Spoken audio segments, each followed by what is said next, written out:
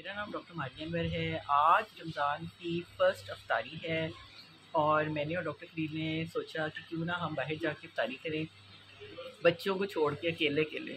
तो फिर हमने डिसाइड किया कि हम सकाफ़ा जो कि ज़फ़रुल्लाह चौक सरगोदा में है उधर जाके अफ्तारी करते हैं। तो फाइनली हम वहाँ पे आए हैं और वहाँ का मेन्यू बहुत ज़बरदस्त है। डॉक्टर खलील को इन्होंने रोज़ा खोलते साथ ही अफ्तारी शुरू कर दी है, क्योंकि ज़ाहिर बात है पहला रोज़ा था, बहुत रोज़ा लगता है इंसान को।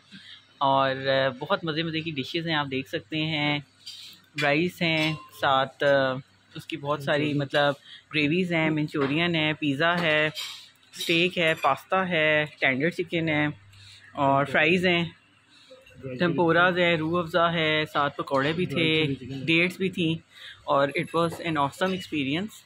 ओवरऑल सीटिंग भी बहुत अच्छी है। आज क्योंकि फ़र्स्ट रमज़ान है तो इसलिए यहाँ पे लोग बहुत कम आए हुए हैं, लेकिन ओवरऑल बहुत अच्छा एक्सपीरियंस है।